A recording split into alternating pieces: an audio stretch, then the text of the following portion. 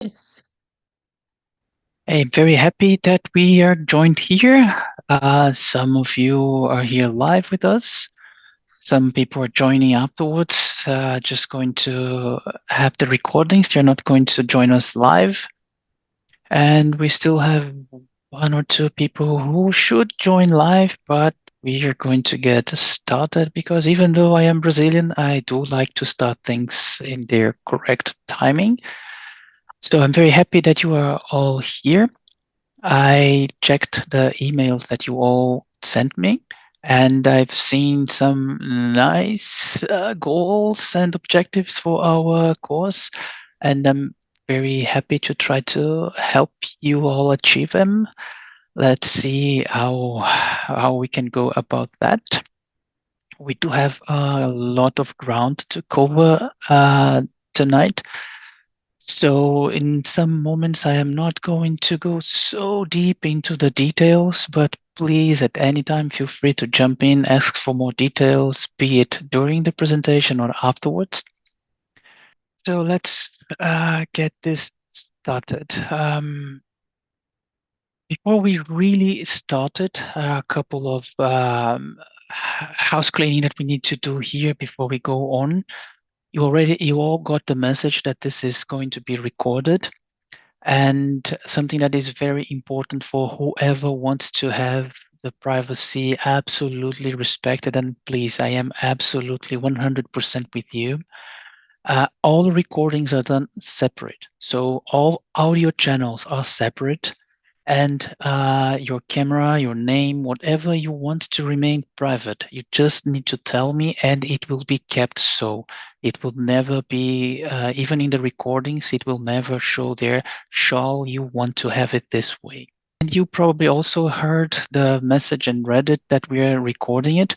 And whoever wants, whatever it is, your voice, your webcam, your name, to remain in private and never be in any part of the recordings, you just need to tell me. You can tell it now. You can text me. You can send a WhatsApp message, email, send it on the chat as it suits you best. But I am totally committed to preserving your privacy, even in writing. If you want, I'm willing to sign it for you. And if I ever publish anything with your name on it, you can just come after me. No worries at all. It is absolutely very important. And the final result from this is going to be compiled in a recording that is going to be available to you. So if you want to come back to this recording afterwards, if you want to review something, you will have the chance to do this as video. Hopefully, if the AI companion works as it usually does, you will have also the transcripts from everything that we are going to discuss this evening. The online access to this is going to be sent to you afterwards. I'm going to send you when it is, because Zoom needs to process it afterwards. I need to process it, export, and then save to the provider. And then I will send you the link with the access to the recordings. And to everybody who's not participating live, you can also participate as if you were here. You just need to send me questions. You can use this email. You can shoot them over WhatsApp, however works best for you. Also, who is here live, if you want to send your questions some other way, feel free to use whatever channel you prefer. And this is supposed to be a lifetime access to you all. Supposing that YouTube is never going to be broke or taken off the air or whatever might happen to Google, which is mostly unlikely, at least in the next very many years. This is something also important. You don't need to worry about taking notes from what is being displayed to you. I'm going to send also a link to a PDF with the presentation and every material that we discuss online. I am also going to make the transcripts available and some extra materials that I'm going to put in a shared folder for you. So this includes some cheat sheets, which will show some easy ways to remember some of the concepts, names of the parts of the equipment and whatnot. There's a lot of extra things that I am going to put in this folder for you. Also, your homework. Who's not dreaming of having homework and the boring teacher asking you to do your stuff? I'm going to send also, as we finish here, some ideas of what would be nice if you could experiment with and try to exercise a bit so you can not only learn better, but also get some new questions and doubts and problems that we can solve together in the second online meeting and afterwards in our learning photo walk. For who is new, this is just a very quick way around our contacts. So I do have a newsletter that I send almost once a month, and it has some interesting industry news. I sent the details of the meetings before they are published. So if you want to RSVP, sometimes I mean, almost always the photo walks are completely fully booked months in advance. So whoever subscribes gets to know before they are published. If you guys like the services I provide, I would be really, really thankful if you could at some point submit a feedback. If you find it is good, please submit the feedback using the second link. If you find issues, please tell them to me so we can work upon them and maybe already improve for the next time we have something together. There's the blog where I publish a lot of random things. Our Facebook group is a very nice forum in which we can share images, ideas, projects, and get to know the other people from the group. And Instagram, I mean, it's just nice so we can follow each other, but it's really inactive right now. And you will get all these links afterwards on a PDF. And it would be amazing if you would like and share some of these things, because then we can bring more people that are like us and we can grow our community and make all of these activities even nicer. So with all that out of the way, anybody has any kind of comments about those things? Any questions, ideas so far? Okay, so let's move on. What's on tonight's menu? This is the part one. We're going a little bit on the basics, and please, basic here means the base, the foundation in which we're going to build the knowledge. It will prepare you to be able to make the most of what you want with your camera, your lenses, your photography. So this is not just some basic things in the bad way to talk about them. This is really the foundation. And we're going to go a little bit quick on the history of photography, going to talk a bit about equipment and understand what the equipment that we have is and how to change some settings. We're going to understand exposure, which is the core behind photography, because if we don't understand how to make the correct exposure, there's no way we can make a photo and really know what it is that we are doing. We're going to learn about metering modes and how to allow the camera to understand the light in front of it as you wish it would do. We're going to focus on depth of field and understand focus. We're going to go about white balance and color in your photos and discuss a bit light, which is the key element in photography. And afterwards, we're going on part two, which is homework. I'm going to send your way some exercises. Then we have the second online session in which we will go about your questions and the homework you did and enter a bit into how to make what's inside the photo expressive and really what you want to express with it. So we're going about that and composition, which I think is the most important thing we need to learn about photography. We're going to dedicate a lot of time to that. And then some tips and tricks from photography overall. Then after that, we're going to have the learning photo walk, and then we close it with the last online session in which we discuss what we've learned, what is still open, questions, problems, and whatnot, and what we might do as next steps. I removed the dates briefly from the online platform because it was at some point I might need to run to Brazil to visit my family because of some family issues, but it seems it's absolutely all sorted out. So I'm coming back with the dates. If any of these dates does not work for you, let me know afterwards and we will find a way to make this right. But what we had planned in the beginning was the 20th of February, the second online session, same time as now. in a little bit more than 1 week. So you have some time to work on the homework, which is quite easy. And then the learning photo walk would be in the second half of March, which is probably flexible, but that might be a good timing because of temperature also. So I would probably stick to that. And again, if you have any issues with those dates, let me know, and we'll find a way to make this work for everyone. Last bit, last couple of suggestions. This is an open space, so if you have any questions, ideas, suggestions, or you want to share some problems you had with the specific topic that we are discussing, just let me know. Jump in at any time. Ask. You don't need to wait until the time to ask, or I stop to ask if anybody has questions. Something very, very important. Write down. It doesn't matter if it is in a piece of paper, in a notepad.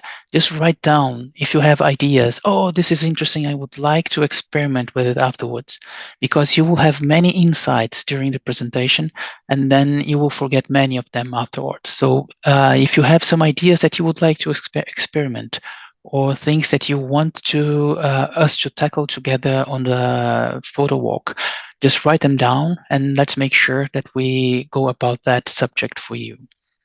And please share whatever experiences and difficulties you have during the exercises or whatever, because maybe somebody else has the same issue as you had, and then everybody can benefit together from your presentation of that. So let's start into it and start a bit understanding what is photography and how did it come to be very, very quickly. The word, if you want to look fancy in front of your friends, photography comes from Greek, and it was coined in 1830, late 1830s, and it means to draw with light. And I put this here mostly because I want to invite you all to play a bit with this, because more than learning how to operate your camera, the idea here is to learn exactly that, drawing with light. So this is an actual photo, and just to represent that we can have fun and really draw with light. It does not need to be as extreme as this, but it should be something that will allow you to draw in your pictures exactly what you had in your mind, and that scene that you saw in front of you. Because many times we see something beautiful, put the camera on the magic automatic mode, and we photograph, and well, crap, it does not show anywhere near as beautiful as the scene was in front of you. So this is something that I invite you. Let's play a bit with that and learn how we can experiment and draw and be creative with photography. This is the very beginning. This is the first entrance into the photography world. And you can go into so many directions. You could go onto, it looks like Ulrich got back with her provider, sorry. You could go towards macro photography and take photographs of very small, tiny things like ants or flowers. You could learn product photography. You could go on aerial drone images, night photography. There's a lot. Here we are starting to get the foundation that will allow you to discover which side you prefer, you would like to go, and even post-processing, which some of you wrote to me on the emails that you would like to go into that. On the end of the second session, we will start a bit with that. On the third online session, we discuss it a little bit more, but it is not in the scope of this course to go too much into post-processing, because that is a quite long course just in itself. But we are going to talk a little bit about it later in the course. So objectives, and I don't mean the objective of your camera, but our objectives here in the course. The first idea is we will learn the concepts behind the photo and the equipment. We get to know some of the techniques that will allow us to operate the equipment according to those concepts. And then we will practice with your equipment. And this is quite important. If you do not have your equipment and you need some equipment, let me know. and we will get something arranged for you, because then on the practical lessons, you will have the chance to practice and be hands-on with it. But whoever has your own equipment, you'll get the chance to go and train with your equipment. With my help, we will make the path for you to go as deep as you want in your equipment, because I'm quite sure your camera is a very capable one. And then we will train a bit our eyes to understand the scenes in front of us and to see how we want to portray them in the picture. And this is mostly with the composition discussion afterwards. And this is what really makes photography special for me. And the idea here is that we can really learn what we can do and then use this in whatever creative ways we can go. It does not need to be just in the frame of the photo, but we can go in so many different directions and allow the creativity to flow freely.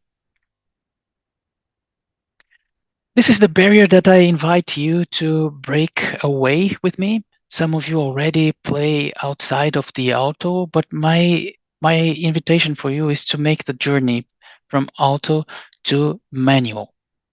And please bear with me. Do not believe whenever these pro people come to you and say you need to shoot in manual. Only manual is the real photography. That is crap. A lot of very famous photographers operate in the other two modes, S and A, that we are going to learn afterwards why they can help you. But it's important. Imagine this like a calculator. You need to know math so you can really operate a calculator properly. But after you learn how to operate a calculator, you're not going to do math on a piece of paper, mostly.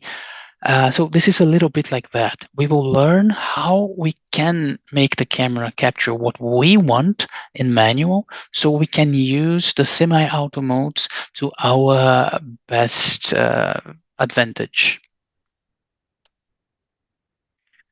So before we get into very tiny bits of the history of photography, any comments, fears, complaints already?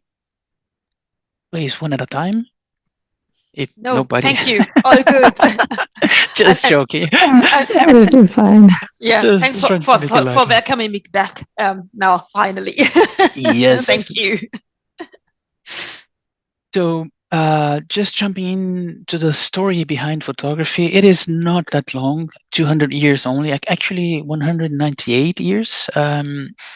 And in technology terms, that is like a gazillion years, but it is not that long ago. And I will show you how it has been evolving very quickly. Again, if you want to know more of those details, we can jump into them afterwards, or if you all would like right now. But it's a lot of story, and it will take away some of the time of the most important things for us. So a very quick and brief timeline.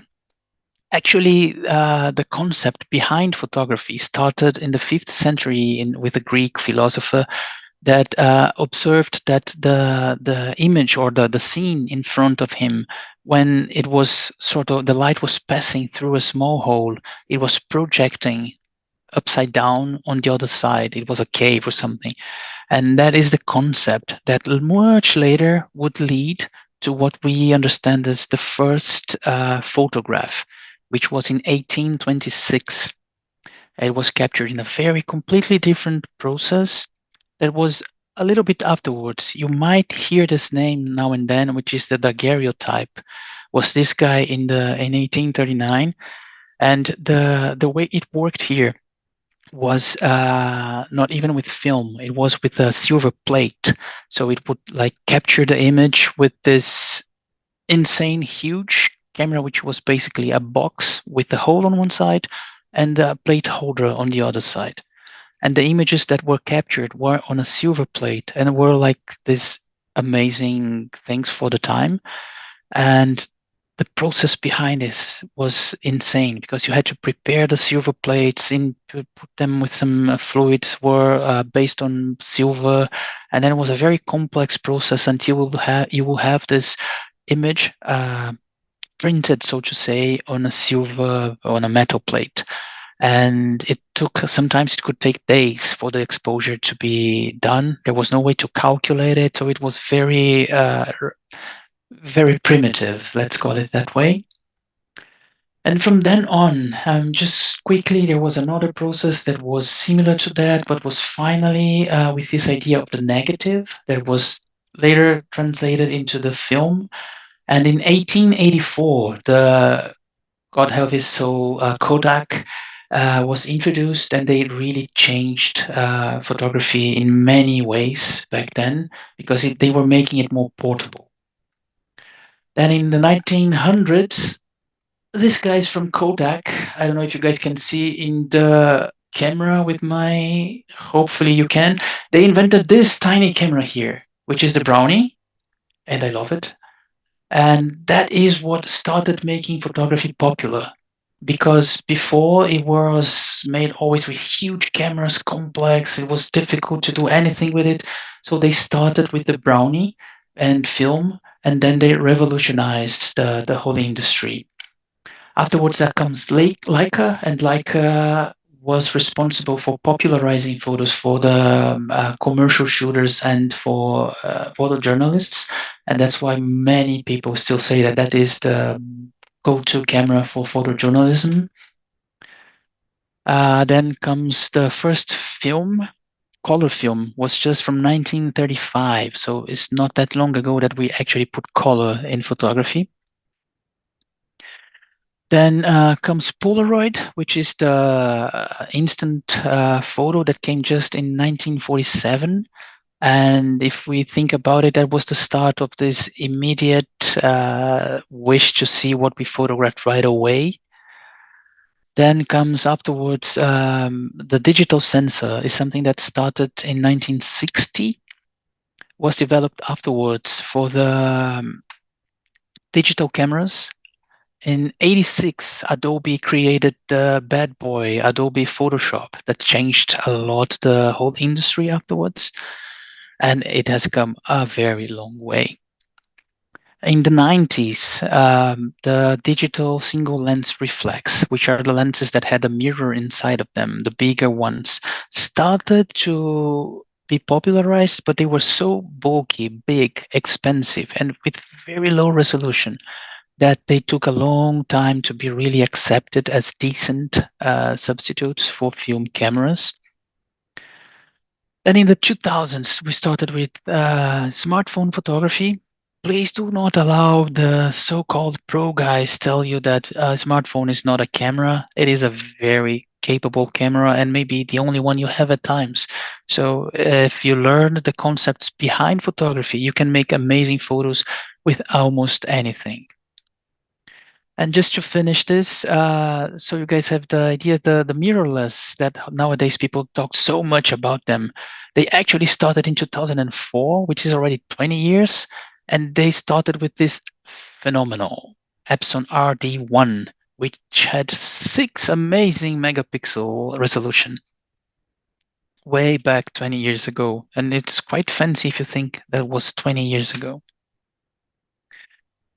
Jumping into equipment, because I don't imagine you have many questions about the history of photography. This is the part that we're starting to understand what the equipment you have can do and how we can make it do. Before we do it, it's important that we understand and talk about the parts with the same names. So quickly going about this, I hope you can see the mouse cursor, which is tiny. So of course you have the lens in front of the camera. And if you look from the top, you can see some cameras have this other display here, which is a very nice thing to have, but we're not touching this right now. We're talking about the mode dial before, because this is where you change the camera from manual to A to S to P to whatever you want, and not to auto, please. You have the shutter release button, which is the thing you press to take the photo. On top of the camera, you might have a flash, an inbuilt flash, and you might have a shoe, which might be a hot shoe or cold shoe. The difference here is that a cold shoe only has the holder for the flash, and the hot shoe has the contact. So the camera can talk, so to say, with the flash, and they can agree on the exposure and how to go about the light. This is the first time we touch on a point that is each brand has its own way of going with the equipment. So you probably need to buy a lens or a flash that was made for your camera specifically. Probably your camera brand, maybe to your camera model.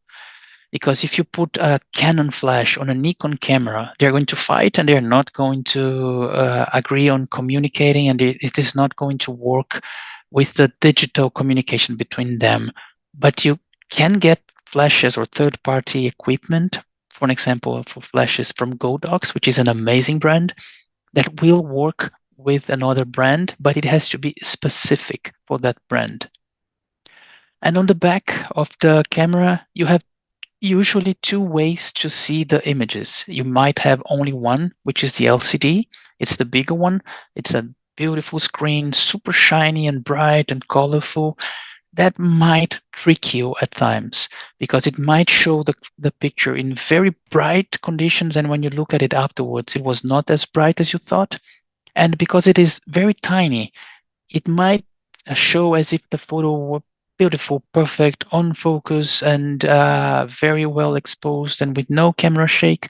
But when you look at it in a bigger screen, it might have issues still. So proceed with caution with the images there. And you have the visor, which can be electronic or it can be an analog one, like the cameras with mirrors, like this one on the slide. You actually see what the camera has in front of it through the lens, because there's a mirror in the middle making all the way for the light to get to your eyes. Or it can be electronic, like the most modern cameras and the mirrorless ones. They have an electronic way to go with this viewfinder, the visor, and depending on the camera, you might have a little bit of a lag. So if you're shooting quick action, it might be tricky, but that's way ahead of our conversation right now. Which is the best camera? Anybody would take a guess? Best camera in the world that you could have with you? Some people would go about Nikon, Canon, and this eternal fight, or Sony. Joel, you were about to say something. Please go ahead. I would say the one you own and you love. So the one you just love to take photos with, no matter what the technique is about.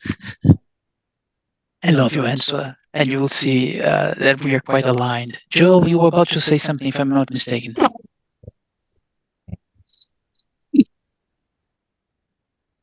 We cannot hear you so well. Are you still there?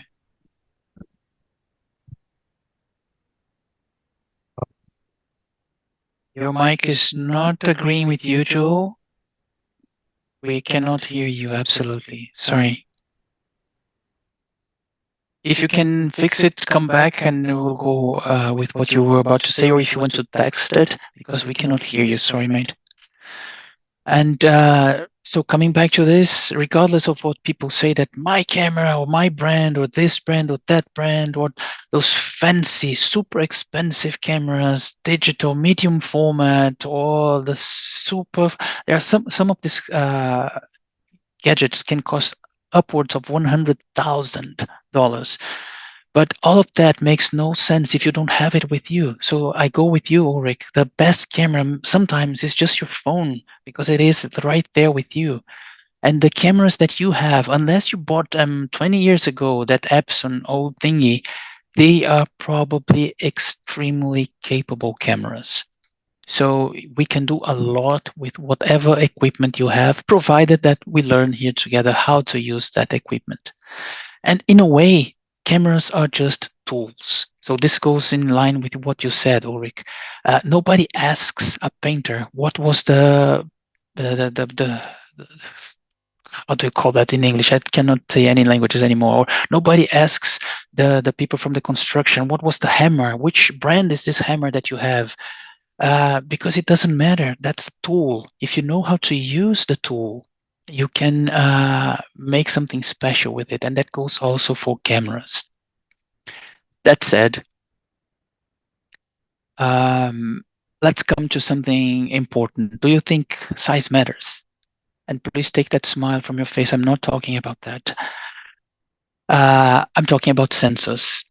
you will hear a lot of people saying, no, because you need full frame cameras, because that is the pro level camera and whatnot. Of course, this has some impacts in photography, but just so you understand that what people say when they're saying things like full frame cameras, crop sensor, micro four thirds, if you look at the red rectangle here, that is the size of a full frame. That is the size of film in the old days, which is around 36 per 24. And that's what people call full frame because it represents what was the frame of the film camera.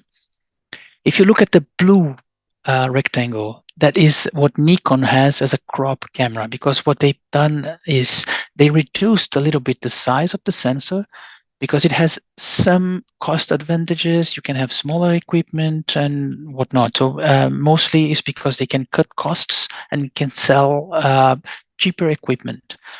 And you see in yellow is the Canon crop. And if you go a little bit smaller, and you can see the gray one is the micro four thirds. What this represents for us and why is this important? Every single one of these cameras is enormously capable, and the size of the sensor, even from micro four thirds, can do a lot.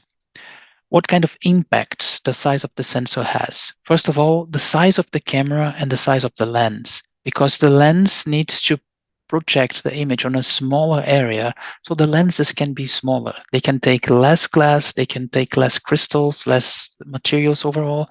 The camera can be smaller, so you have a small, compact, light kit that you can carry with you everywhere. So that's an advantage on one side.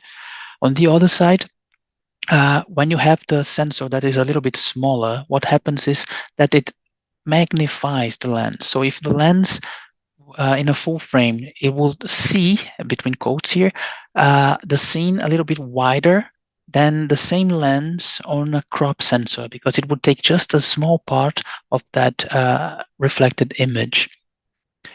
What else? You have the pixels. They are not related directly to the size of the sensor. You can have a full frame with less pixels than you can have in a micro four thirds camera. What happens is if you have more pixels, which are the small dots that make the sensor and that capture the light to capture a photo, they're a little bit more crammed inside a smaller space. They're all packed together. And this this can cause some issues with noise in the photos. So you can have more grain with photos that are not so well exposed. You can have issues with color that were not there, and the sensor ends up seeing them a little bit wrong because they were all packed too much together. So it can have a little bit of influence in the quality of the image. Without going too much onto the details, usually a full frame camera will have better than a micro four thirds. It will have a larger dynamic range. What does that mean? It's the difference between the lighter area and the darker area of an image that your camera can capture, because you can only capture a band, a small part of what is really in front of you. The wider it is, the better you can represent that image in your photo afterwards.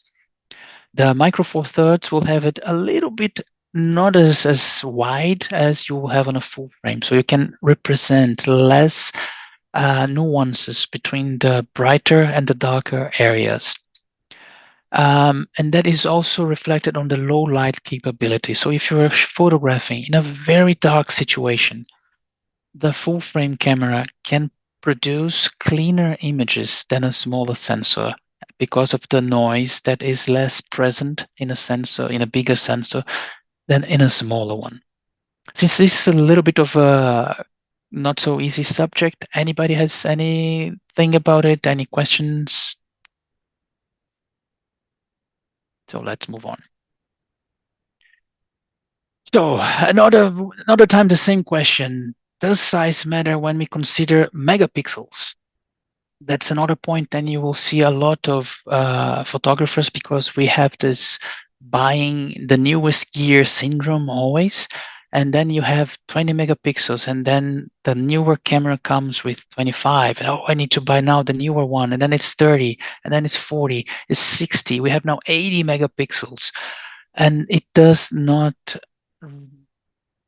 come directly to better photos or better quality, anything like that. Something that is very important to understand is megapixels will only be really important maybe in two cases: if you want to print your images very big, or if you are really cropping, taking small parts of your image and enlarging them a lot. Those are the only two situations in which a huge megapixel count will actually make a difference for your photography. Trying to exemplify this a little bit better. Let's imagine that we are printing, and all these images were big prints from a photo that was it was 18 megapixels, and they are perfect. You cannot tell that that's an old camera. Imagine that we have a photo like this, which is a very old photo, which is 20,000 pixels per 3,000 pixels. This means you would be able to print this in the extreme maximum resolution. You would have 26 per 17 centimeters, which is a quite big photo to print. And this is only 7 megapixels. I am guessing all of you have more megapixels on your phone, and that means it is way more than you need. Don't worry about the table, you will have it. It's just so you can understand that with a low megapixel count, you can still display your images in huge TVs or print them quite largely without losing much on details.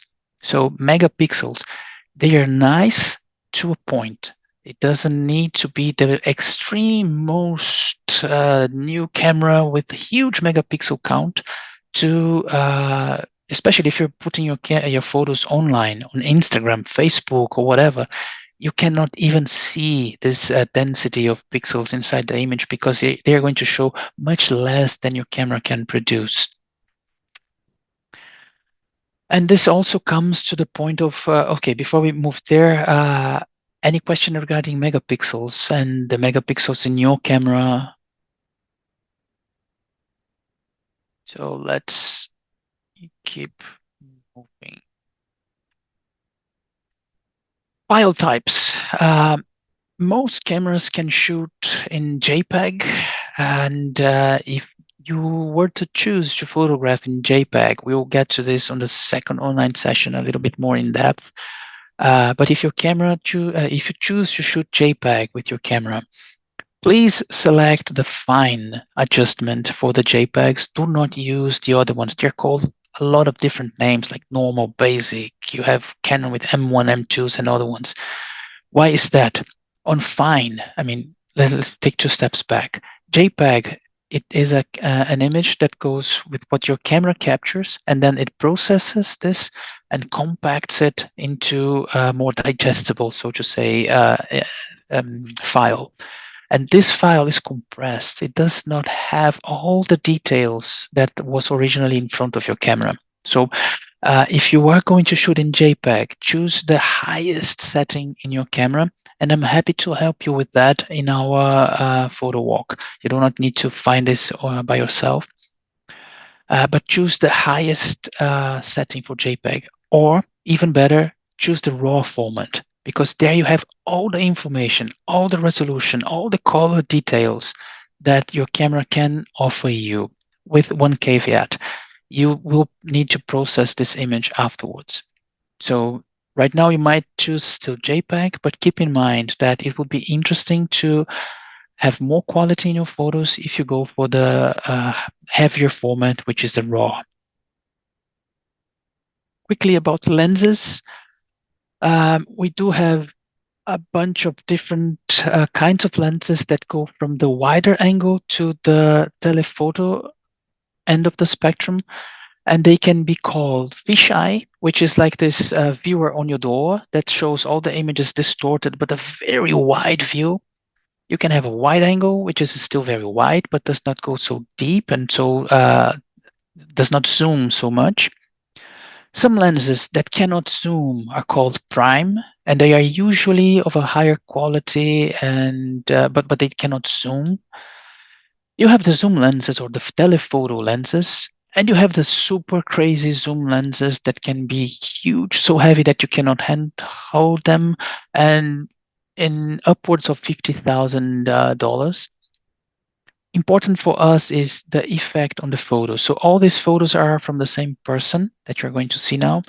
This is a fish eye. A fish eye will show everything around you and with this distorted perspective. If we start going into the wide angle, you don't have the distortion anymore, but you start to see more of the surroundings.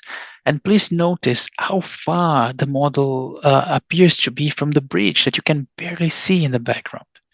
If you start zooming a little bit more and then a little bit more, you will see that you can see the model better. You can see less of the area around her because you are compressing it a bit. And this background compression starts to show as if the bridge were closer to the model. If we keep on zooming, you will see that it appears that the bridge is very much closer to the model than it was on the beginning. And this, especially for portraits, is a very nice technique to use. You compress the background, you make it a little bit more blurry, and then the portraits are way nicer to look at. But that's, again, something for the next online session. This is just so you can have in the material what kind of angle, how much coverage each lens will give you, and the zoom level that it would give you, but it's not important for right now. On the lenses, also very quickly, you have a lot of information that might be interesting for you to understand, the ones that are important for us. If you look, and I hope you can see the mouse cursor, yeah, now you should see. You see here 50 millimeters on the lens on the left. That is the zoom level that this lens has. And since it has only one number here, this is a prime lens. If you look on the lens in the middle, it has this 18 to 200 millimeters. That means this is a zoom lens that goes from 18 to 200 millimeters. And this one is another zoom lens that goes, the one on the right, from 17 to 55 millimeters, meaning it's a less zoom, so to say, than the middle one. And this one on the left is a prime lens that does not zoom. Still on the lens on the left, we have this other number here, which is 1 colon 1.8. This 1.8 is the description of the maximum hole that this lens can allow the light to pass through, meaning that it can allow more light to come inside the sensor. If we look at the lens on the right, it is also 1 colon 2.8. And this means this is a little bit a smaller hole, because just to make it more difficult, the smaller the number, the larger the hole, because it's a fraction. So 2.8 is a smaller hole than 1.8, which is the lens on the left, meaning that the lens on the full right lets a little bit less light come in than the one on the full left. And the last part of the lenses, one before the last, sorry.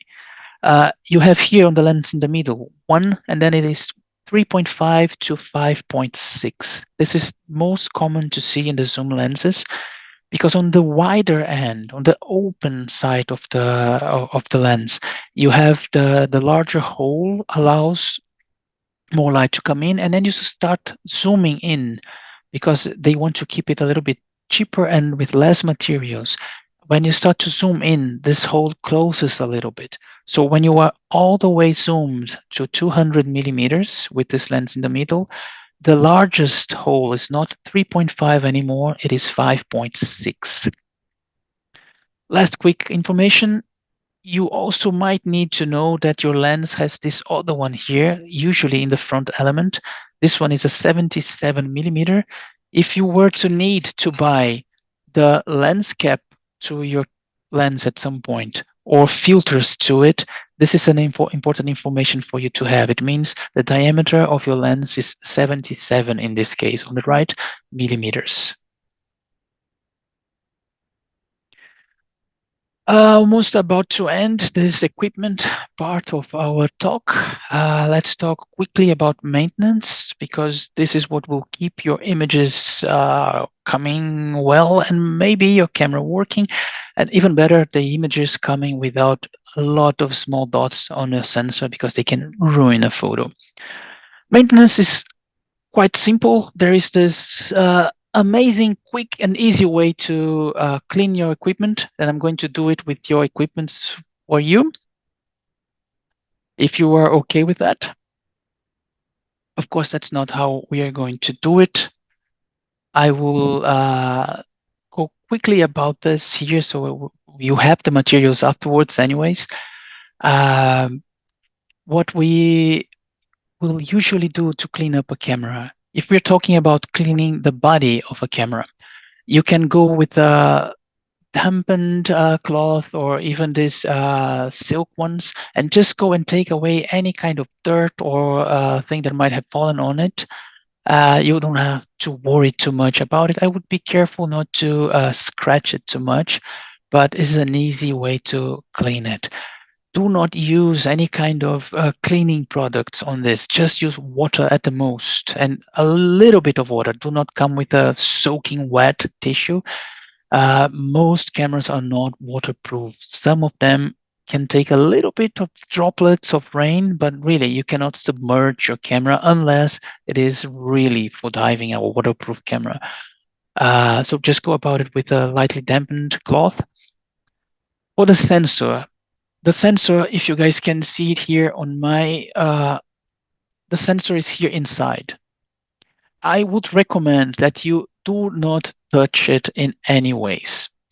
I cleaned my sensor. I learned it by myself. It is not rocket science, but you can damage your camera, and it might cost more than the camera to repair it. So I would go with a really careful here. If you guys want to go and try to do it, it is possible and it's quite easy, but be aware you can damage it. The better thing to do is every maybe 1 year, 2 years, 5 years, depending on how extreme is your usage of the camera, have it professionally cleaned. There are many places you can have it done. If you have trouble with it, you can ask me and I can point you to something like that. For the lenses, the body of the lens, pretty much like the body of the camera, you can just rub it with a dampened cloth. What is nice if you're going to clean the glass, the way I used to do it to prevent any kind of problems. Let me even stop the share so you can see my full screen here. Hopefully you can see it now. So if you're going to clean your lens, what I will do very quickly is I will have a blower, which is this nice little rocket here.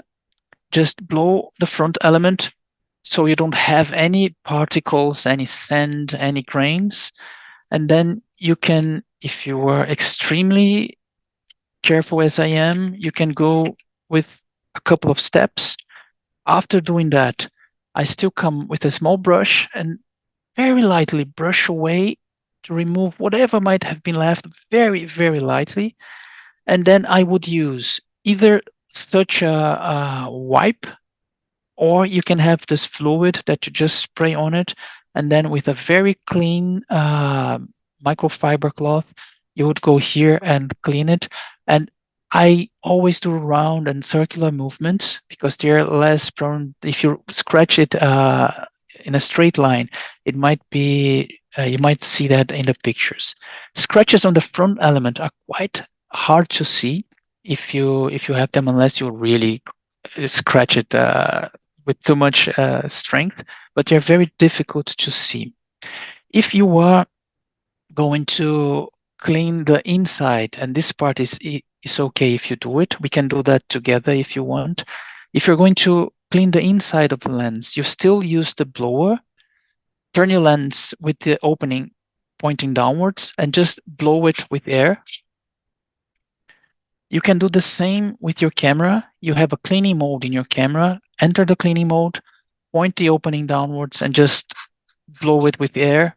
And that's pretty much all I would recommend that you do if you need to remove some dust spots from your sensor. Otherwise, I would not do this. This is absolutely safe, procedure, but I would only do that if you have some dust spots on your photos. Otherwise, just shoot ahead. Then let's go back to the sharing here. Questions, fears, complaints, anything that you guys might have and want to share with us? Let's go forward. Some important and not so difficult to follow things. Store your camera in a cool and dry place. Don't leave it barbecue in the sun. Don't put it in a boiler room. Don't put it in a very wet place. Be careful when the temperature is extreme. High humidity might be an issue, but one of the extremes that makes more sense for us to be aware of is if you are shooting outside in winter and it's very cold, and you bring your camera back inside your car with a warm temperature or inside your house. What happens when you take a cold drink from the fridge and put it on top of your table on the summer? It gets all this droplets of moisture, right? This is something that also can happen in your camera. So if you are coming back from the outside, from a very cold environment and back into a warm environment, let your camera adapt to the temperature again inside the same bag in which it was before. Allow it to come to room temperature, and then you operate the camera again. Otherwise, you might have inside the lens, you might be able to see some foggy thing, which is the condensation of the moisture, and that might really disturb your photos. This tiny thingy, the lens cap, please keep it on at all times, when not obviously when you're not photographing, because this is going to preserve the front element of your lens. And if you are photographing, something I always recommend, always have the lens hood on. Regardless of what you're going to do with the photos, have the lens hood on, because it will protect. If you just bump it at something, it will prevent it from hitting the front element, and even if it falls, it will probably not allow something to impact directly the front element. So when photographing, I recommend always keep the lens hood on. That's pretty much, yeah, be nice to your camera. Just don't ogre up and do anything with force, because it's probably not going to like that. Questions, issues, problems?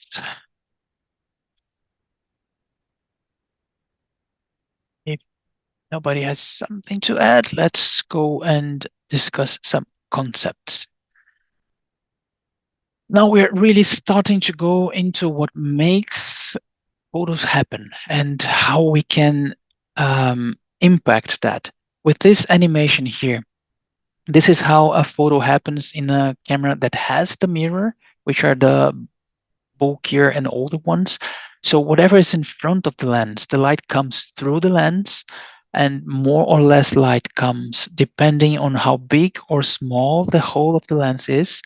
In this case, it hits the mirror and goes through the viewfinder on top, or when you press the shutter release, the mirror lifts and the light comes to the sensor.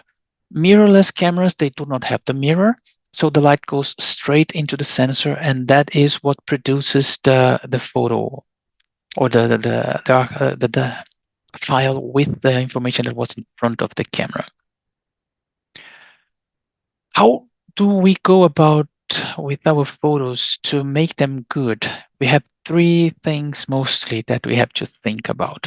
First of all, exposure means it has enough light so you can understand what's in the photo, and you can display as you want the difference between the lighter and the darker parts of your image. It needs to be in focus, unless you decided to do something out of focus. There must be a reason for that. But you need to have good focus, and the focus needs to be in a specific place. We will discuss this afterwards. And you have to plan, what do you want to display in your photo? And that's why the composition is so important. It probably has happened to you if you didn't also do it to others, as I have done more than my share. You come back from that amazing trip with 2,000 photos, and then you start showing them photos to somebody, and the person is about to collapse on the floor and sleep because it's boring to see, because the person does not see those emotions that you had, and you do not have enough in that photo to really attract this person to keep looking at the photo. So we need to understand how we can make our photos more interesting and tell a story, or draw the viewer's eyes through the photo, and that's what's in composition. If you understand how to go about these 3 items, you can make amazing photos and really get people interested and keep on looking at your photos. Let's go to the first one, which is the proper exposure. Here we need to consider how the light is going to enter the photo and how the camera is going to react to that, and how we let just enough light to get into the sensor. So let's understand the basic concepts behind that. First of all, aperture is the size of the hole through which the light is going to go through. And as I said, this is a fraction, so the smaller the number, the bigger the hole. So if you look at the full right and the bottom, f2 means it's 1/2, which is a fraction, so it is the largest hole in this series. If you, and this is nice, so you can start to understand the jargon on the industry. If you step down, means if you close one step from 2 to 2.8, you're actually increasing the bottom of the fraction, so the number is smaller, and then you have a smaller hole here. So you start closing down the aperture until all the way in this drawing to f16, which is the smallest hole. We will see in a bit how this affects the photos, but right now, this will affect how much light can go through and get to the sensor. So if we imagine that you press the shutter button, the lens opens, the sensor is exposed, and then it closes again. So you have how long it is open and how much light is coming through. So the second concept is the shutter speed, is how long this is open. So aperture is how big the hole, and shutter speed is for how long, in milliseconds maybe, it is going to be open and the sensor is going to be exposed. One way for us to try to understand this a little bit better is imagining this is water coming out, and you want to fill this cup beneath it. And imagine green here is the correct exposure that we want to achieve. The cup here is our sensor, and all the rest is how we are handling the exposure for this sensor. So if I open this faucet just a little bit, less water comes, and then it takes more time until the water comes to the green level. If I open it more, it means that the water will come quicker to that green level. Or even if I keep it almost closed, but I let it open for more time, I will again make sure that the water comes to the level that I desire. If you consider this level, the desired level, the correct exposure, the rest is like opening more the lens or less, and keeping it open for more or less time, so you allow the correct amount of light to come into the sensor. Is this clear for you all? Because this is absolutely important to understand the photos. I will invert the question. Has anybody got any issues with this or wants me to explain it better? No, thanks. All clear. No, So that's at least perfect. Thank you. Thank you. Okay. And this is how I make sure also that you guys are not sleeping too much, because I tend to speak a little bit like sleeping pills. Okay, proper exposure. Let's go again with this concept of the size of the opening of the lens. The same, the cameras here, they have exactly the same motive in front of them. But by opening more, so if I go for 2.8 or 2, as we saw on the previous one, instead of 16, I allow much more light to get to the sensor. But in both cases, I allow the same amount of light. Regardless of the size of the opening of the lens, the time is going to compensate so I can have exactly the same amount of light, which is the correct exposure, which we call exposure value, or EV for short. And that brings us to something that you all will see sometimes in photography, which is the exposure triangle. Why do we call that? Because it has 3 points that really drive it and that make it to the exposure value that we want. On one of those vertices, we have the aperture, again, the size of the hole of the lens. On the other side is the shutter speed. How long is the sensor going to be exposed? And the other one is the ISO. ISO is the ancient ASA, each one says it in a different way, from film, which is the sensibility of the sensor. Imagine that this is a normal sensor.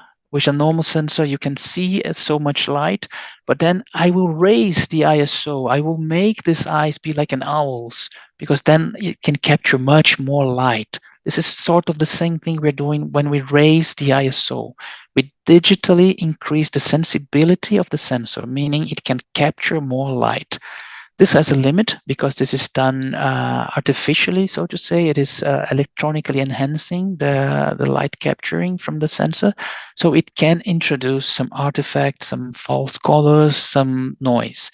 But we'll get to this later on. Last thing that I will try to explain how we can play with this concept, and this is maybe just one concept that you take from the whole talk tonight. This next one is the most important thing, still building on this exposure triangle.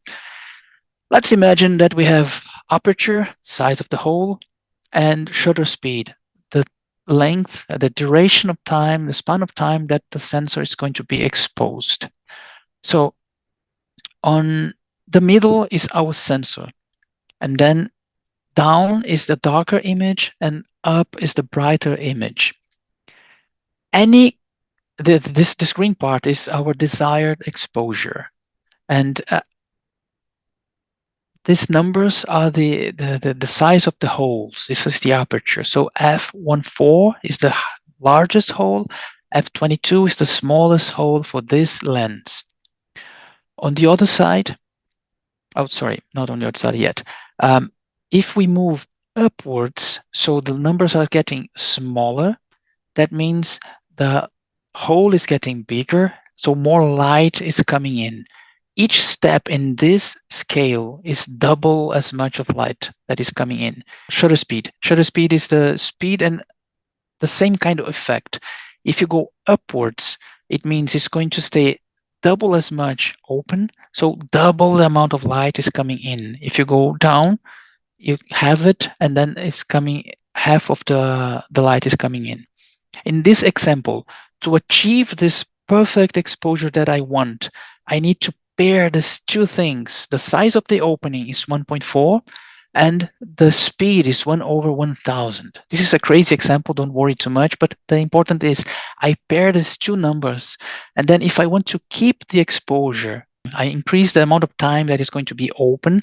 It means it is going to get more light in, so it's going to be brighter than the desired exposure. So I'll do this again. This is the perfect exposure. It is the size of the hole 1.4, the aperture 1.4, and 1/1000 of a second. So this gives me the green exposure value that I wanted.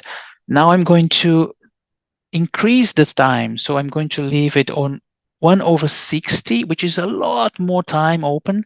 This is going to make the resulting photo much brighter than the previous one. Again, if you consider the same photo from before, I still want to get the same exposure, but I want more time with the shutter speed or the shutter open. So I want to move from 1/1000th of a second to 1/1500th of a second. I also need to decrease the exposure and allow, the aperture, and allow for a bit less light. So it's more light on the right, on the shutter speed side, and less light on the aperture side. So this seesaw is going to keep always the middle balanced. Does this make sense to you?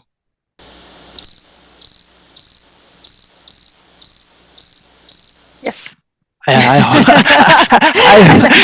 Everybody just ran away. Yeah, we're still alive. No, thanks. Makes sense. This is the most important concept that we need to understand, how to play with those settings on the camera. Because if you increase one side and you want to keep the same amount of light, you have to decrease the other side. And just keeping on with some of the examples here. Not updating on my computer. Okay, yeah. And then if that wasn't enough, we add another thing to here, which is the sensitivity of the sensor coming with the ISO. Because back with the previous example, the green was there on the middle, but maybe there was not enough light in the situation in which we were. So we could achieve this green desired exposure value. So maybe we need to have more light. I cannot increase the aperture anymore. I'm already on the maximum of my lens. I cannot, for other reasons that we'll discuss afterwards, I cannot allow the camera to stay open for more time. So we digitally increase the sensitivity of the sensor. So we can keep the same pair of aperture and shutter speed, but still allow more light to come in if we raise the ISO. If we decrease the ISO on the other way, we will make the photo darker. And if we increase the ISO, we will make, with the same pair of aperture and shutter speed, we will make the photo brighter. And then we could achieve the same kind of exposure desired if we go for a different pair by raising the ISO. If you need to choose, first, you have to choose one of the two, aperture and shutter speed. We will learn how we choose what we want a little bit later. But then after you choose one, you set the other one to the limit that you can. If you cannot do with this two, and then you raise the ISO only then, because you just raise the ISO and add noise if you don't have another way to increase the brightness of this photo. All alive still, because this was the most complicated and important concept in the whole discussion. I hope you're still alive in there, and this is how it affects the photos. In this example, we see on the horizontal axis, left is a faster shutter speed, so it stays open for less time. Right is a slower shutter speed, so it stays open for more time and allows more light to come in. On the vertical axis, we have the f-stop, the aperture. On top is a smaller aperture, which allows less light to come in, and down is the larger aperture that allows more light to come in. What is important in this one, if you go with this diagonal here from bottom left to top right, the exposure is the same. So the photos are have exactly the same light in it, because you are moving both sides of the seesaw together. The exposure remains the same. On the other hand, if I go from the middle just up, and meaning I make it a smaller opening, a smaller aperture, the photo is darker. Sorry, wrong screen that I'm showing you guys. So if I go from the middle one to the top one, I'm just making a smaller opening, a smaller aperture, so the photos gets darker. If I move from this top middle photo to the right, I am just allowing the camera to stay open a little bit more and expose the sensor for more time, more light comes in, so the photo gets brighter. And this is the concept of this seesaw, that you move both sides together, the photos are the same. If you move just one of the sides, you're making the photo brighter or lighter. Moment, there's a question here. Give me a second. The question is, so while you set aperture and shutter speed, at which value is the ISO originally? Good one. I always keep the ISO to the lowest value possible. Usually it is 100 or 200. So this is the easiest way to go about it. Go for the lowest value. Some cameras will have an artificial ISO, for an example, 50 or 80. that is artificial. That is not the original ISO. You can see that in the manual of your camera, but usually you have to go to other settings to enable this non-native ISO. If you just go towards the lower side of the ISO, you will hit the end, usually around 100 or 200. My suggestion is keep this one until you need to increase it for another reason. If you can, keep it as low as your camera allows you to, because then you have the photo with the lesser amount of noise or grain or artificial colors that you might be able to achieve. Great. Moving on.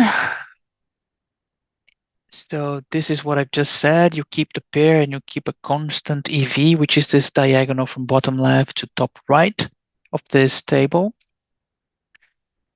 And how do we see the exposure of a photo? There are a lot of ways on your camera that you can see it. So this camera here is set to manual, and you have a couple of different ways that the camera is going to show you the exposure. On the top left image, you have this tiny, let me just write on it for you. So you have this red one here. It's horrible. Let me increase the size of this. Let's make it quite bigger. So you have this red ellipse that is showing you here. There's a dot in the middle that is a bold dot, and to the left you have -1, -2 with 2 dots in the middle, and to the right you have +1 and +2 with 2 dots in the middle. What this means, you have this tiny thing in the you have this little bar here. Yeah, so you can see this little thing here that I just painted red. This is not in the middle. It means it is to the left. It is to the underexposed. It is telling you that your photo is too dark in this case. If you look on the right, you have a lot of other information, but you have the same thing here.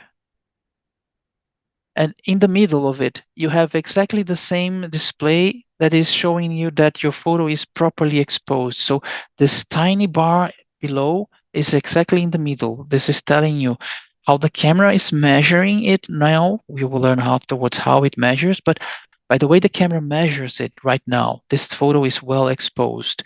If this moves to the right, in this case, because it can be the opposite direction on some Nikon cameras, if it goes towards the plus side, it is overexposed, meaning too bright. If it goes towards the minus side, it is underexposed and too dark. At some point, we want this to be out. Most times we want it to be in the middle, meaning a properly exposed image. There's another way that we can see this, not in all cameras, but in some of them. You have the tiered histogram. I don't know how many of you have heard about the histogram, and most people look at this and what the heck is this? I'm back in my statistical analysis classes. On this graph, what you see is the distribution of the light on your camera. If the peak of this, so the one on the top, the first of the 3 graphs, it has a peak that is in the middle, so to say, not to one side or to the other. That means this photo is well exposed or balanced. So you have to the left a little bit more area in the photo. So you have here to the left a little bit more, then you have to the right, meaning this photo is a little bit more towards the dark than to the bright, but the most of it is to the middle, and this means this photo is well exposed. If you go for the middle one, it is completely to the right, meaning this photo is overexposed or it has very bright parts on it, probably overexposed.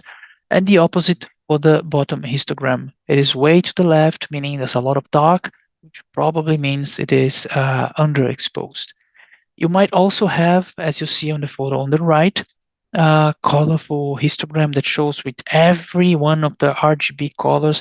I would recommend on your camera I would never have this one. I would maybe have the ones on the left, but the one on the right is just showing each of the channels of the different colors that make an image, how well exposed or not they are. Exposure, it is something very subjective, meaning you have to analyze what is good for you and what makes sense in that specific photo. Because sometimes you might have a very big contrast. You have something that is very bright and something that is very dark, and you have to decide which one is the one that you want to expose properly, which is this high contrast. And for an example, we have here this photo of a little tower somewhere around here. And in this case, you have the bright sky, you have a dark foreground, and the backlit Eiffel Tower. So you have to choose, because if you just allow the camera to go and do its thing, it will choose between sky and the foreground, or the tower, or the ground in front of it. And in this case, the camera selected the sky. So the sky is properly exposed and the rest is dark. The camera might have chosen the foreground or the tower, and then the sky is completely blown out. It's too bright. What you might have in this case is the need to choose which one do you want to preserve. I mean, this is quite obvious because the person was taking the photo from the tower and not from the sky. So I would overexpose the overall photo so I could get the tower to be recognizable. And we will learn in the post-processing part that you can use the HDR, which you probably have heard about, but is something that is mostly in post-processing. Some cameras can do it, most phones can do it, and it blends the dark image and the bright image in one. So you can have the sky that is well exposed and the rest that is also well exposed in one photo. Sometimes people overdo it and you have this alien landscape that is completely weird, full of artifacts and contrasty. So this should be done with a grain of salt. It still feels natural. Otherwise, it's really way too much. But again, this is also subjective.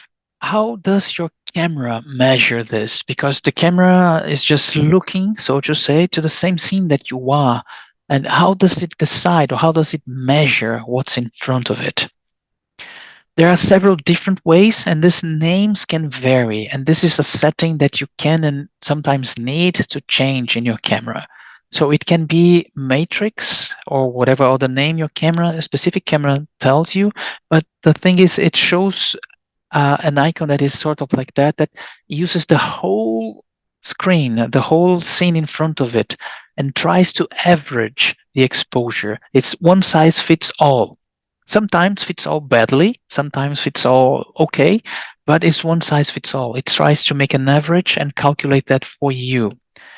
If you don't have a lot of contrast, it works well. If you have a contrasty situation like this photo of the tower, it's really difficult for the camera. It will guess. Sometimes it guesses right. Sometimes auto mode gives crappy photos because of this kinds of decisions that the camera needs to take for the photographer.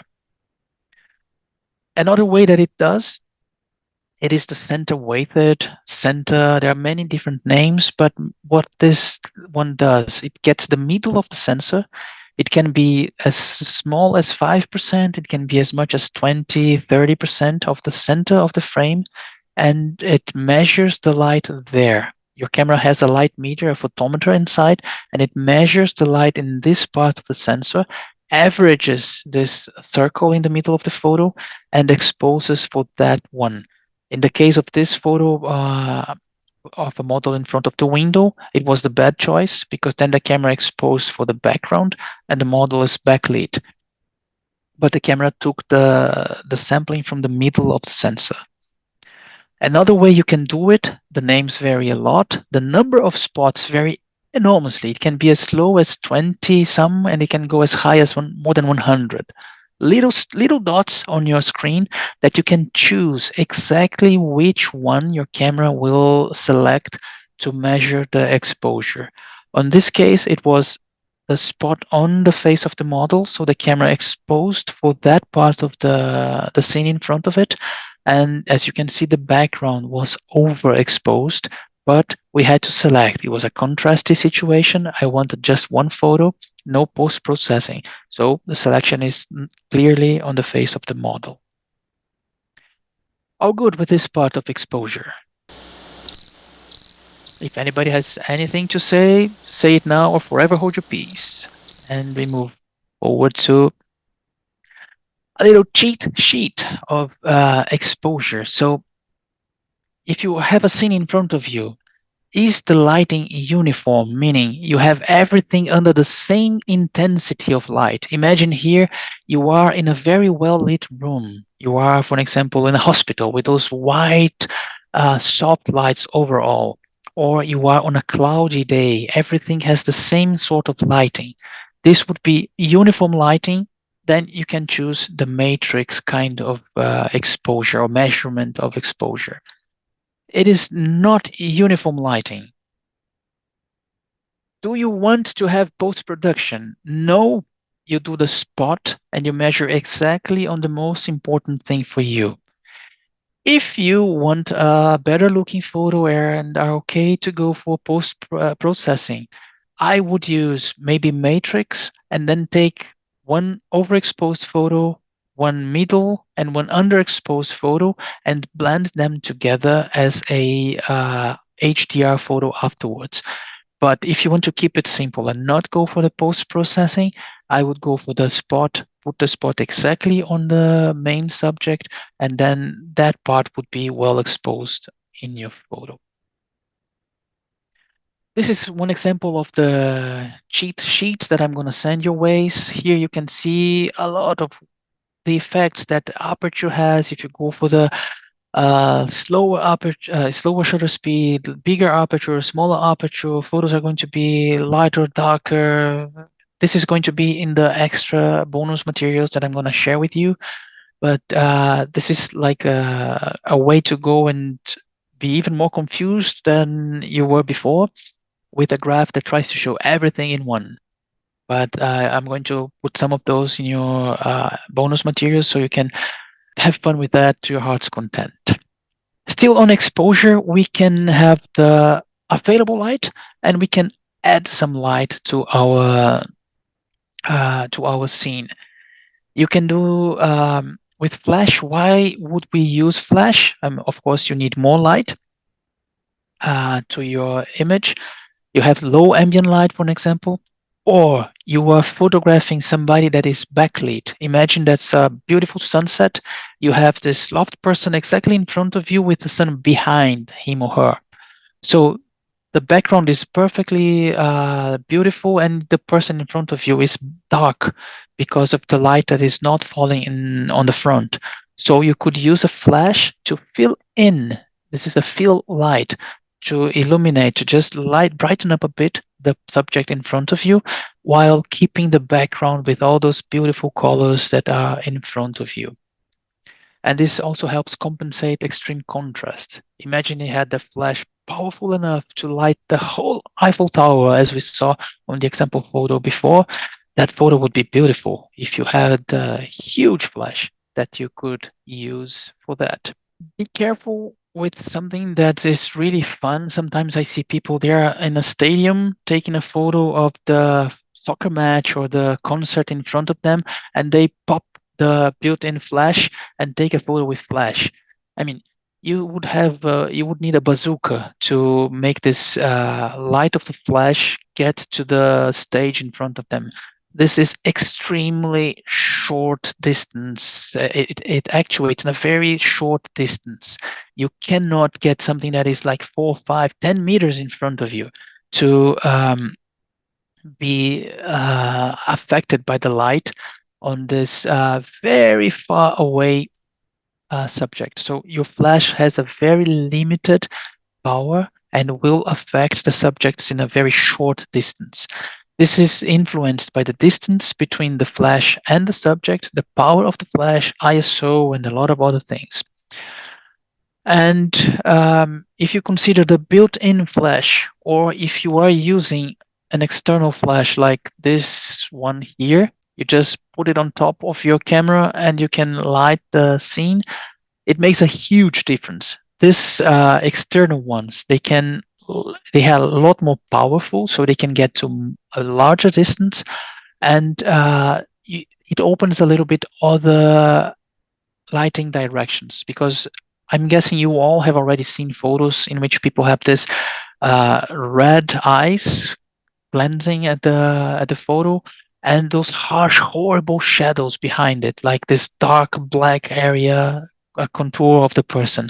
This is usually because of the built-in flash. It's a direct light in front of the camera in the same axis of the lens, just pouring a lot of light in the face of the poor person in front of it. This is usually very ugly, renders red eyes, these horrible shadows, and some loss of details also.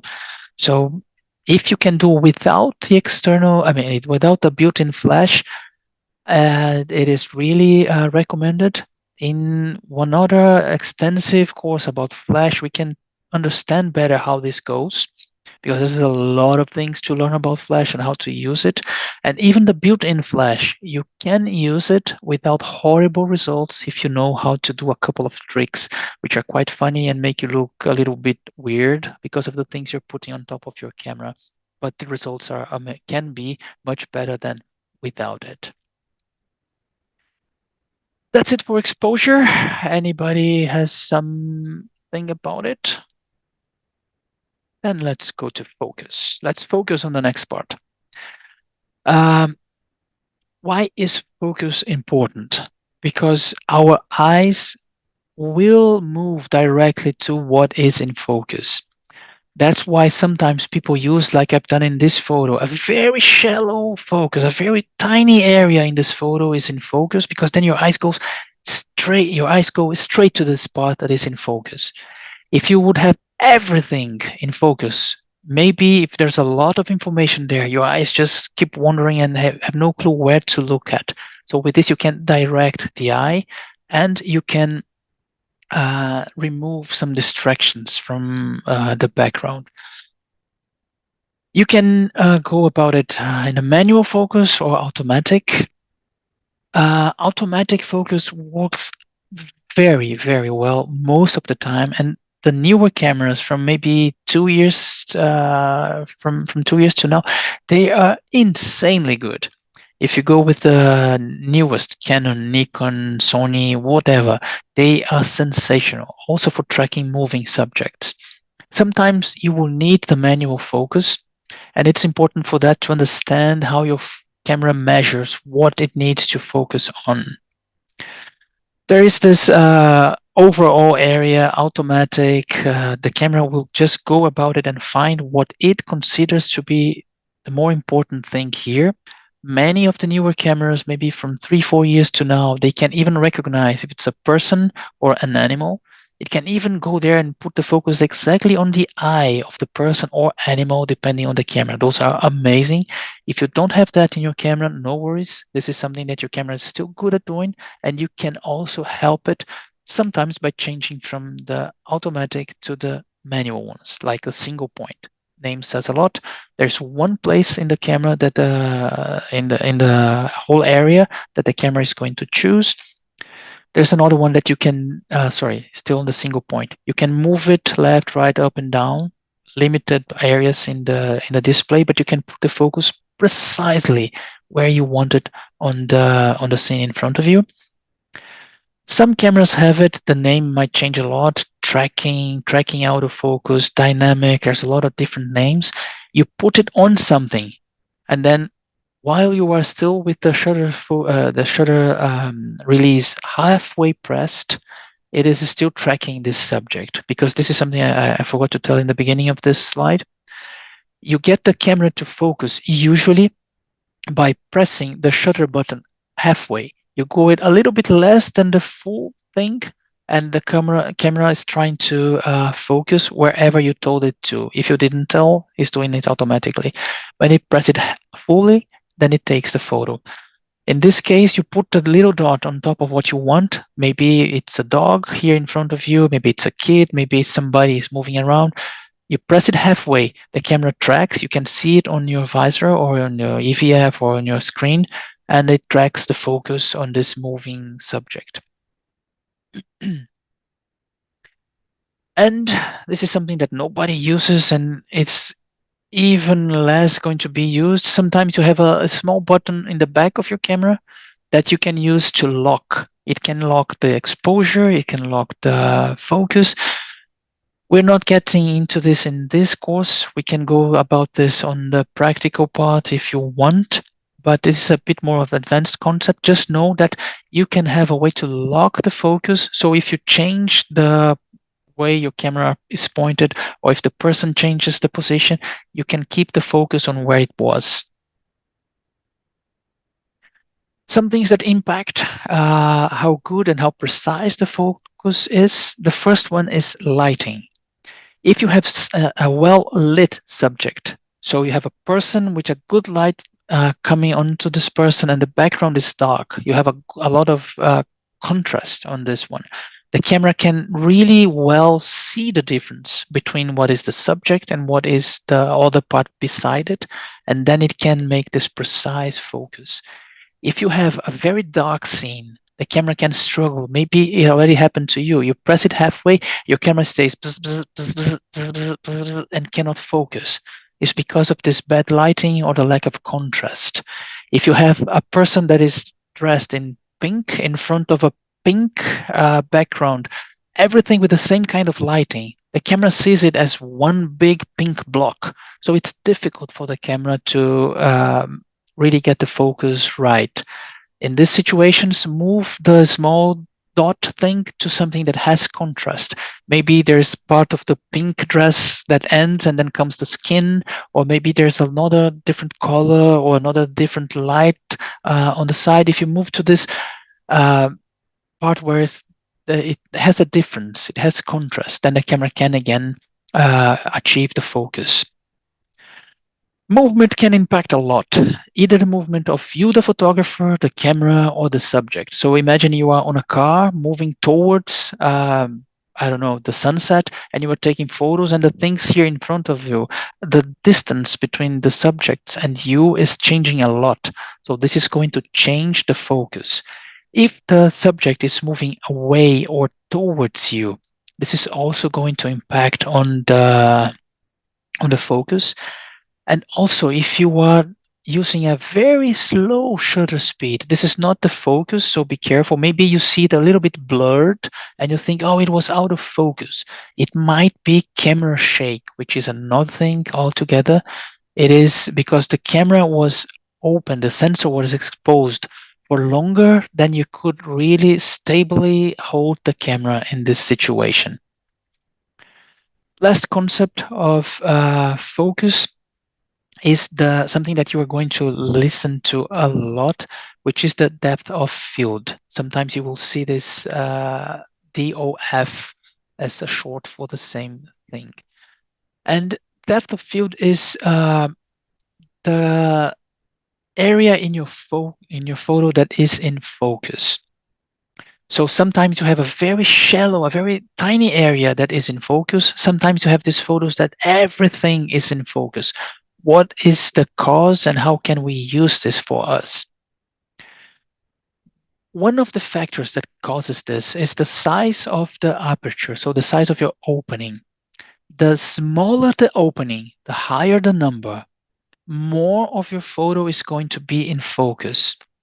The larger the hole and the smaller the number, like the F2 on the top right, the smaller the area that is going to be in focus.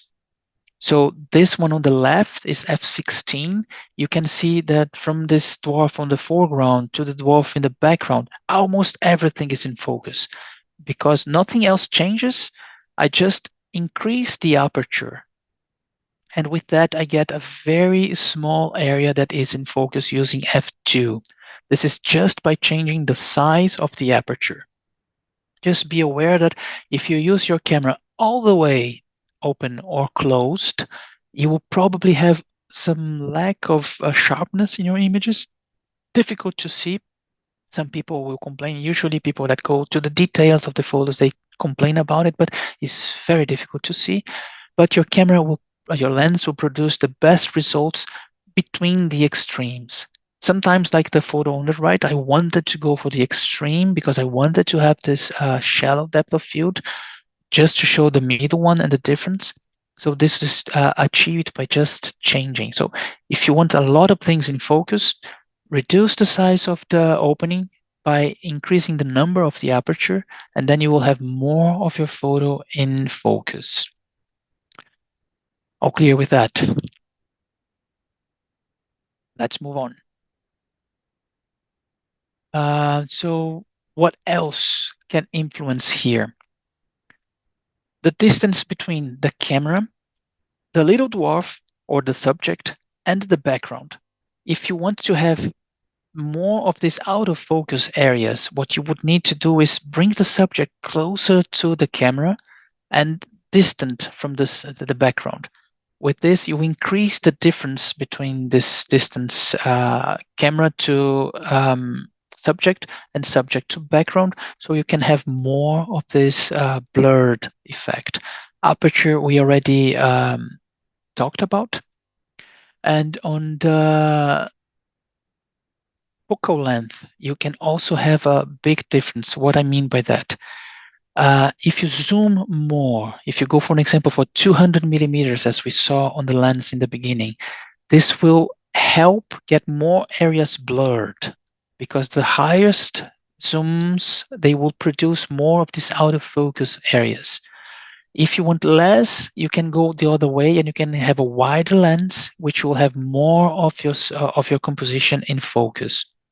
And then you can combine all these three things. So if you want more of this blurred effect, you can open the aperture as wide as you can. You can put the subject closer to your lens and away from the background, and you'll have the blurriest possible background in this photo. This is one of the exercises we will practice on the homework. And sometimes you have the option to see this in your camera. Sometimes you might not have it. If you are looking through the viewfinder, the top one here, you might need to press a button or to configure your camera to display it. The LCD usually is pre-programmed to already show it to you, but you might also need to program it to use it, to see it or not to see it. When you play with those settings, you will see or not see the difference on the EVF or on the LCD. And then just know that you can configure that in the settings of your camera.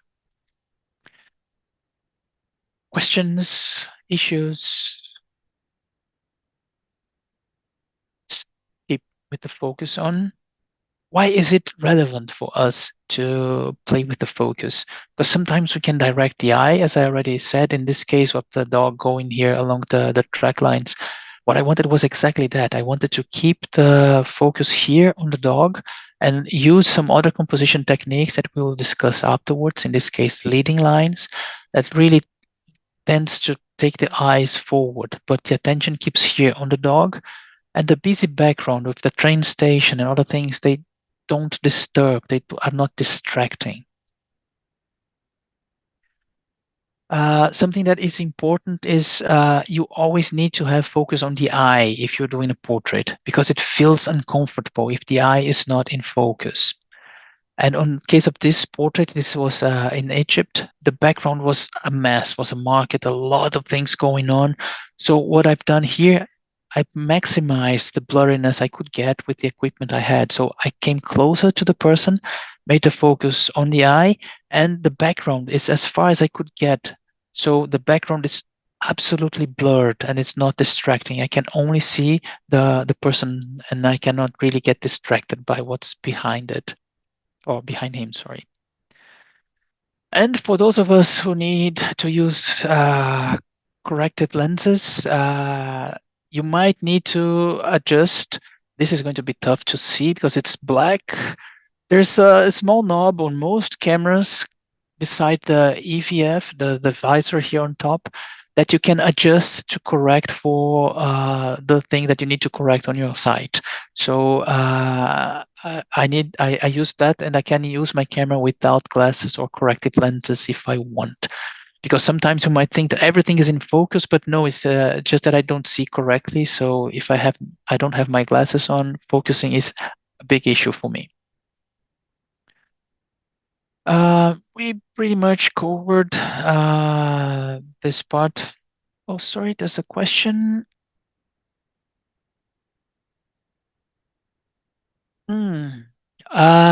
There's a question here in the chat. If I have some sort of animation about why the aperture makes the background more or less blurry.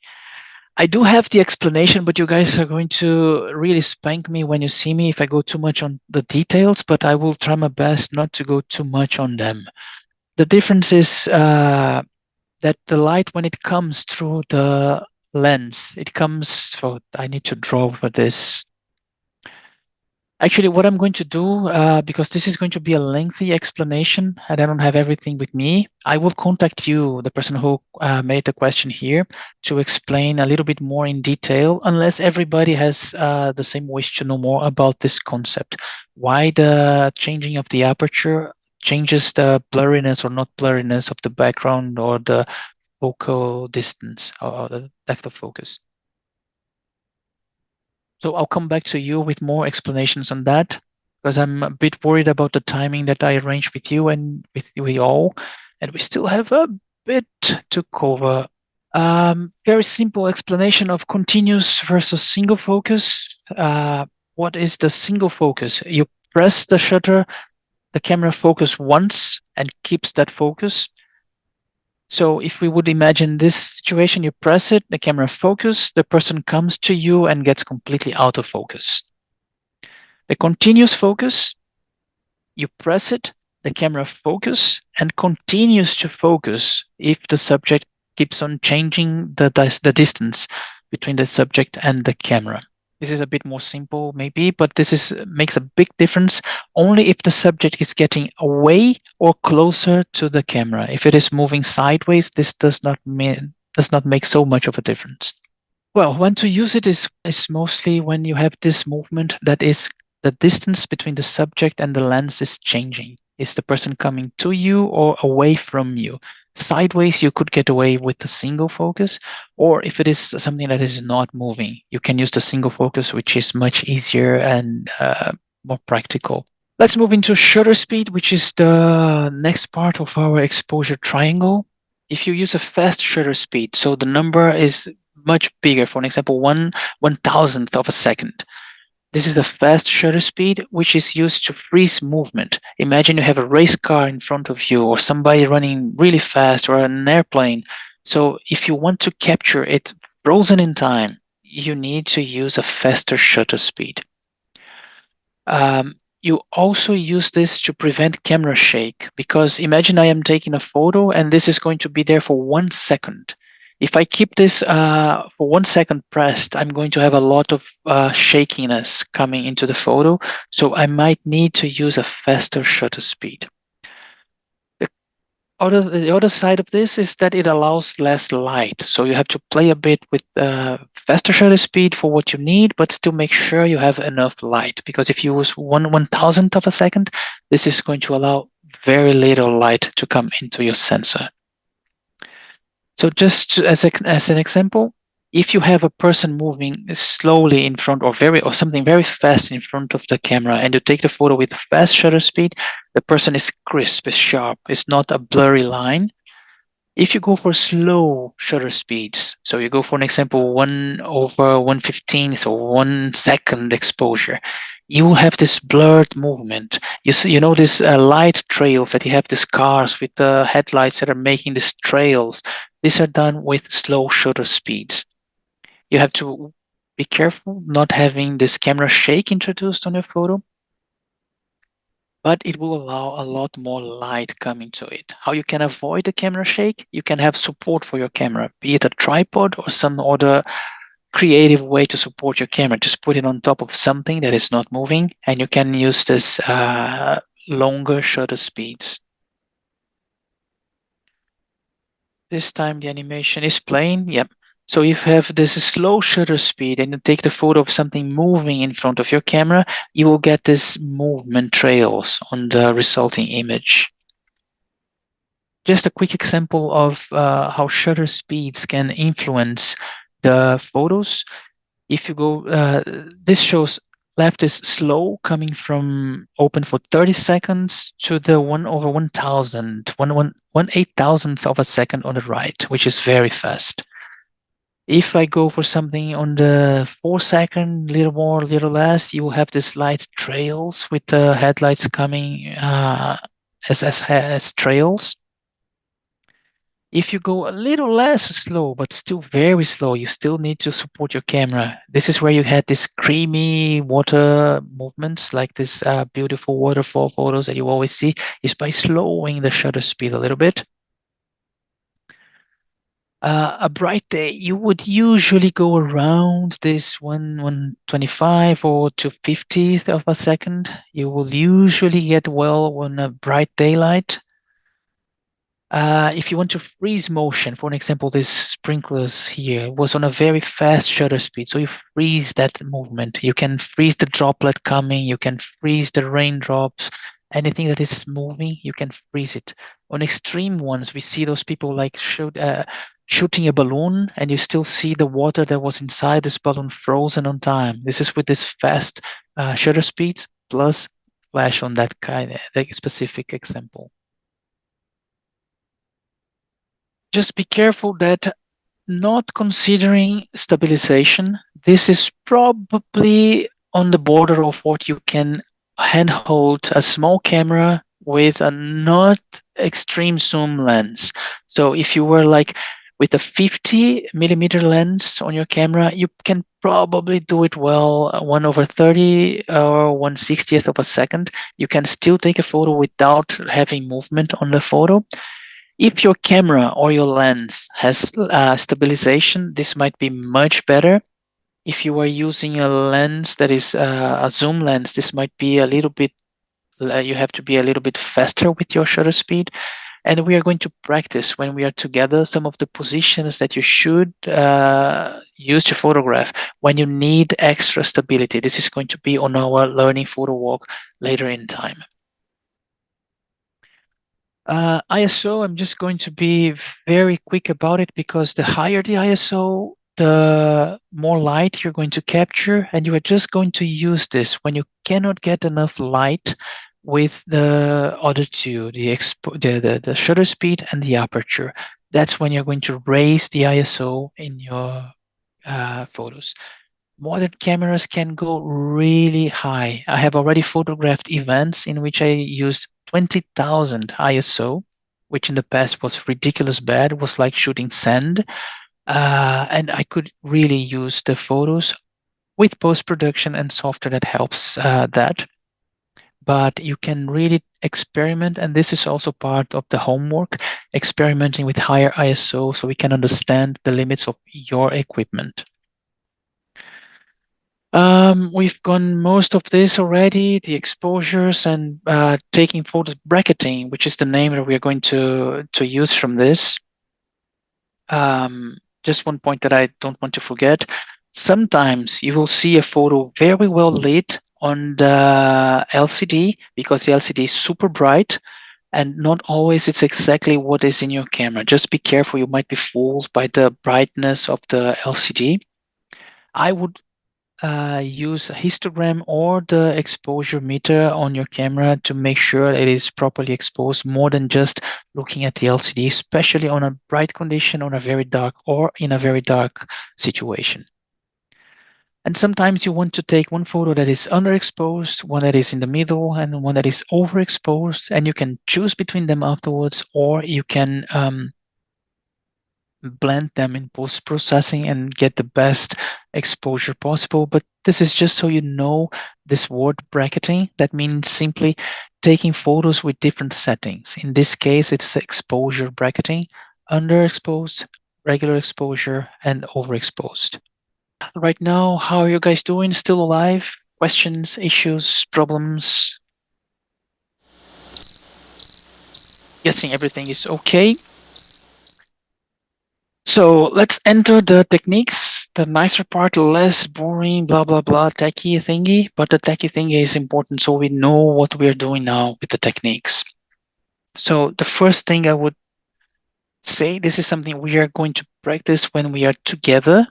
I just suggest that you try this on the homework part of it, is how to hold the camera. Because sometimes you will see people holding the cameras extended in front of them. If you look at my camera and just looking at the LCD, or they will hold the camera like this. They have the lens on their hand. All of this is not stable. So we will practice the best ways that you can hold your camera to still operate it and have it as stable as possible. So these are some examples. Usually you need to hold your camera with your right hand. Sorry, you left-handers, but cameras are not meant to be like that. And then you put the other hand below it, support the camera, and with these fingers you can operate the zoom or the focus or whatever you need. And then you have the most stable position. But this we will practice when we are together.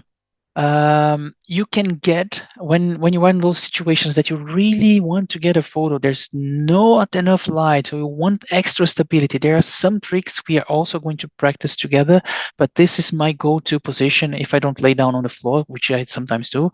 But with this kind of position, you are supporting your elbows on your legs. You are doing some almost human tripod for your camera, but this makes a huge difference on how you operate the camera and how stable you are with your photos. Of course, you can use a tripod, you can use a GorillaPod, regular tripod, or a creative support monopods. There are all ways to add support to your camera, but for right now, this is not part of what we really are into. This is equipment. I can help you choose it, but just if you need or want to get more photos of things with very slow shutter speeds. This is not for our part right now. This is the nice part when we start moving away from our well-known auto and we just get to know the other ones. Auto, we all know, is the green magical thing on the camera that makes everything perfect, or not. B is the mode that you can change some of the things, but not much. I would say this is the semi-auto mode for people who did not take a photography course. You all can do better than that using these other ones, which are S for most people, TV for Canon, or A for aperture, or AV for Canon shooters. S is shutter speed, or TV is time value for Canon. A, aperture or aperture value. In these ones, these are the calculators for us. You choose a shutter speed. Let's say you want to freeze the action on the next photo. So you choose a fast shutter speed and the camera finds the best aperture or the best possible aperture for that photo. The opposite on the A or AV, you choose the aperture. So let's say you want a very shallow depth of field. You want a lot of blurred background. So you choose the aperture and let the camera decide the shutter value for that. I use those a lot when I am shooting product. So I need everything in focus. I set my aperture and I let the camera do the rest. I don't need to stay all the time messing with it. I already know what I want from that photo. Or if I'm shooting something that is action, for example, tennis matches, which I have shot a lot, I choose a very fast shutter speed and let the camera do the rest. I'm not going to calculate everything spot on that very split second and the person is doing a move. So you can and should use those semi-auto modes a lot. They are our friends. Manual is nice to know. Some moments you will need to use them, but it is not this pro BS that people say, oh, you need to shoot manual. No, you may shoot manual. Sometimes you actually might need to do it, but you can do a lot with the semi-auto modes that I just explained. And some cameras have these alien things like portraits or night or breach or whatever. I'm totally not getting into those because they just post-produce the photos for you. But in a camera, you have a computer, even if it is your phone, that can do it better than your camera. I will not go into that. It's not in our scope, but you probably have crazy modes on your camera that you can explore and play with them if you wish to do so. These are just examples of the crazy food mode, candlelight, pet, and whatever you can have there. Some other thing that is important for you to know, you may have filters for your camera. A lot of people will talk, color is maybe a little bit older thing, but you can screw in front element of your lens some filters. Some people will have a UV filter that they would just put here, which is a piece of glass, hopefully, or plastic many times, that people put in front of a couple of $100 or a couple of $1,000 lens, and that they use for protection. I have been photographing for way more than 20 years, and I never use a UV filter, and I never had an element of my lens scratched or broken. You can be careful. And why I am not a fan, I understand people who use it to protect, but I am not a fan because you are putting a lesser piece of glass in front of a good piece of glass that you should have in your lens. So you were taking away the sharpness of your photos. The exception here is when I shot in the desert or on sand dunes with wind, because then you are really exfoliating the lens if you're not having some protection. In that kind of situation, I would use an UV filter, or if you want to go crazy and put some gel, really liquid gel or Vaseline in front of your lens for effects, then I would use a UV filter. Otherwise, I don't use it. Polarizer filter is to take away reflections. This I can enter that if you want, but it's not now, but it's just to take reflections away. And then ND filter is to darken the scene. So if you want to use slower shutter speeds in a very bright situation, imagine you want to capture movement and you are on noon with a high sun. It is possible. There are some filters that you put. They're like a piece of black glass that you put in front of the lens, and they enable you to do it. Imagine you want, for example, the blurry waters of a waterfall, and it's daylight. So that's a very good example of how you would use an ND filter, but it's not for this part of the course right now. Another thing that you have when you operate your camera is white balance. White balance is when our eyes and our brain, they operate in a way that you automatically correct. So if you are inside and you have the lighting of your home, which is probably yellow or bluish, you don't see this. You actually see white as white because your brain is always operating and translating this light in front of you. The camera cannot do it. The camera in automatic mode will do an amazing job for natural light, but when you have artificial light, it might be weird. We are also going to play with this on the homework and when we are in a photo walk together. But what you can do is adjust the white balance on your camera. If you leave it in automatic, it will usually do a great job, unless it is a crazy colorful light, and then it might not be amazing. If you are shooting in RAW, remember we said about the file format a little bit earlier. If you are shooting in RAW, you can choose this in post-processing, so it does not make much of a difference. But just so you know, you can adjust a little bit that for the different color of light that you have in front of you and improve your photos. Just as examples, blue sky is actually on the blue side of the colors. A cloudy sky tends to go a little bit more towards the yellowish, not so blue. If you have flash, usually is on the middle of the spectrum. We think it is pure white, but it's around this scale on the side, which is a Kelvin color scale for light. 5,500 is usually what you will find as cool white in the Home Depot lights that you can buy. And warm white for those lights are this 3,000. So they are very yellow already. It's almost like tungsten already. Sunset and sunrise, they are very on the orange side already. And some candlelight and some tungsten lights, they are almost on the red already. So these are the extreme lightings in which we might want to correct manually the white balance. But usually, especially with natural light, your camera is going to do an amazing job in auto. This is a difference of a camera with a wrong the wrong white balance and the correct white balance. This is the kind of difference it can make in a photo. If it is JPEG, you might not be able to correct it so well. If it is in RAW, it makes no problem at all. It's easy to fix.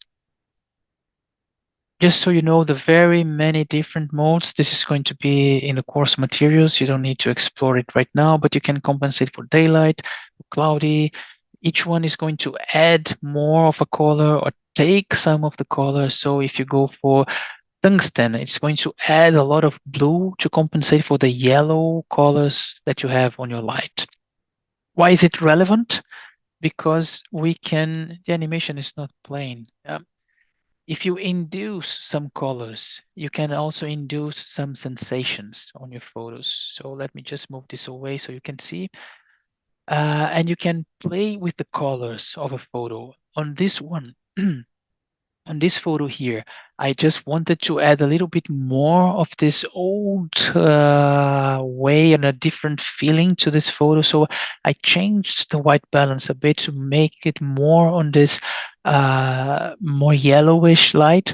You could go the other way around and put it more to the blue, because then you would put more of this coldness, of this feeling of coldness for the photo. So you can also play with the colors on your photo to affect the viewer, and it's very effective. Briefly about light, which is the last part of our talk tonight. Light plays a huge difference in, somehow it's not updating anymore. Okay. Light plays a huge difference in the result of the photo.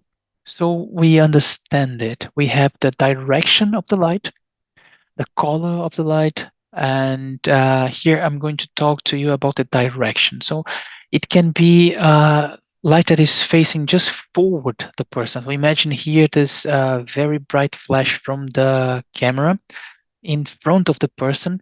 The colors are pretty much unchanged.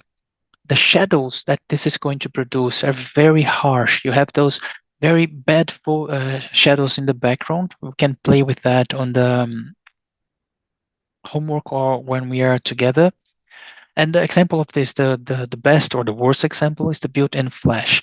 It casts this very harsh shadow, red eyes, and a very unpleasant result. A side light is much nicer, because if you used another external flash, or if you have the window placed on on your side, if you're taking a photo of somebody and you have the light coming to the face of this person, and now you're just turning the person to the side and you have the window now to the side of this person, the color pretty much stays the same, but then the shadow is much nicer. It's a soft shadow. You can see more of the volume.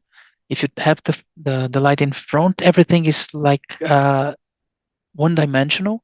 If you light it from the side, you start to have some more volume. We can play with this also on the homework. And a good example of this is a side window lighting a subject or a book on top of your table, or whatever it is that you put there to practice with the photos. We are going to try this in the homework with the photos or with light from the side. Backlight, imagine here the person in front of you and the sunset behind this person. You have the silhouette. And what happens here is that the person has no volume anymore. You have no detail. It's pretty much all mushy, this shadowy, pretty fully exposed subject. And the colors tend to go a little bit more towards the blue. And the other way that the light can affect us, imagine here the photo at noon outdoors, very harsh sunlight. The sun is shining from above. So the colors are pretty much correct, but then you have these horrible harsh shadows and those black eyes that you can basically not even see the eyes of the person. So this is just so you can understand that the direction from where the light comes makes a big difference. On our homework, I'm going to send you this afterwards. You're going to experiment with a flashlight, with a window light, as you wish, so you can play a bit and see the difference that the direction that the light is coming makes to your photos. hardness of the light. This means how much the light is harsh or soft. Imagine that a soft light is this huge tungsten lights that you have sometimes, this bright white lights. Everything is very evenly lit and you don't have harsh shadows.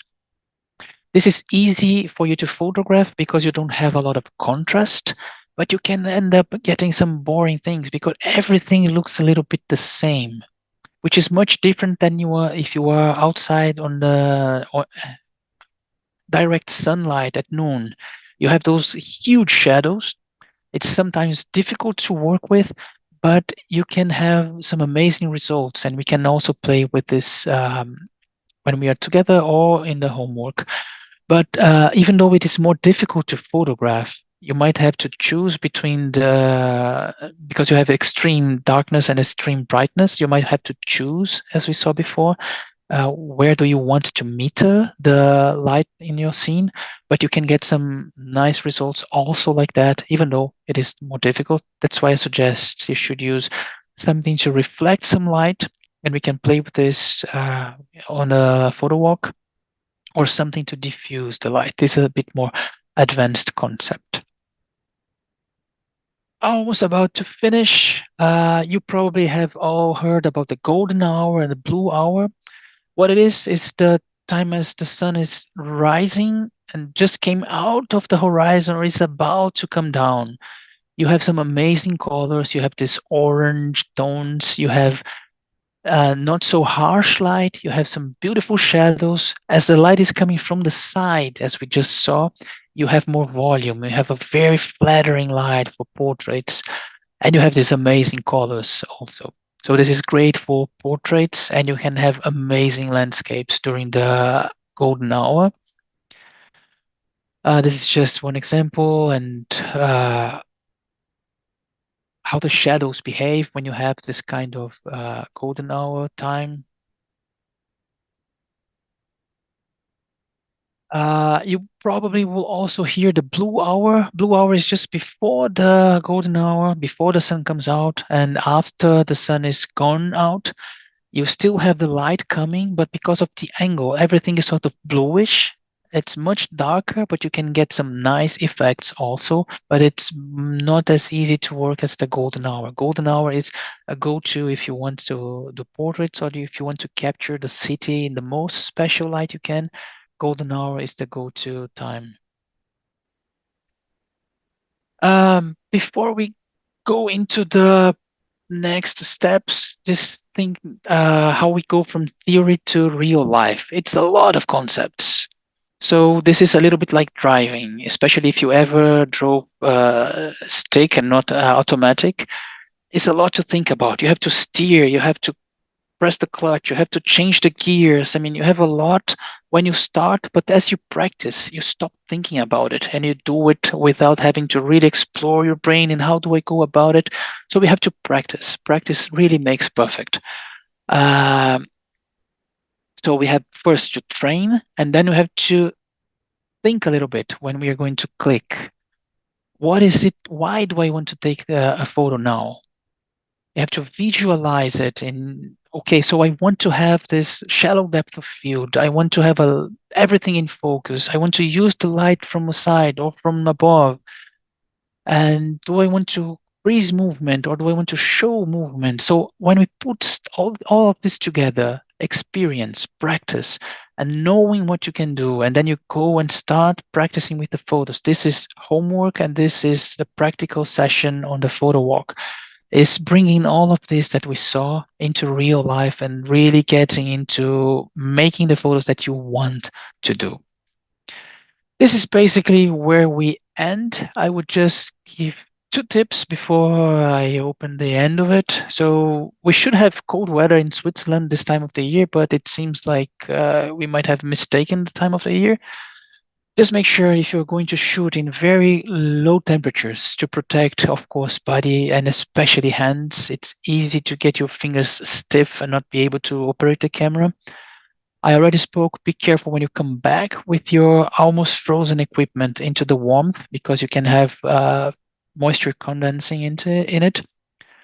Batteries. run dry much faster when it's cold. So keep your extra batteries inside a pocket where it's warm, because if you leave it on the bag on the floor, they are going to run out much faster. And if you are going to photograph a scene that is mostly made of snow or has a lot of ice, it is super bright and the meter in your camera is going to go crazy. So you are going to get photos like this. This is exactly in the middle of the meter, but it's underexposed because everything is white and bright. So you need to overexpose your photos a little bit. We will practice with that later. So you can move from underexposed photos to properly exposed photos on the cold weather. This is something we're playing with afterwards. But that's pretty much the end of today's session. Let me know if you have ideas, questions, suggestions, or if you need something from me still.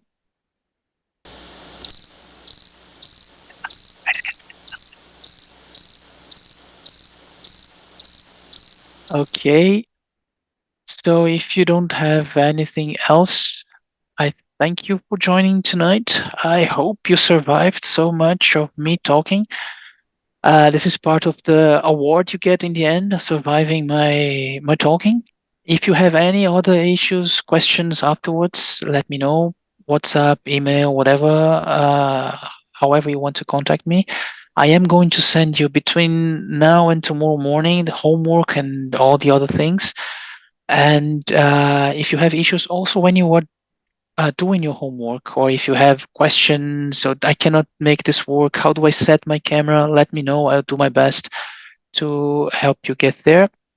Especially important for me, if you have any kind of feedback, this has worked, this has not worked, I'd love to have this better for next time. Let me know, because only then I can make it better for the next one. And that's my goal. I want you guys absolutely happy and learning in a good way, not only listening to me speak for so long.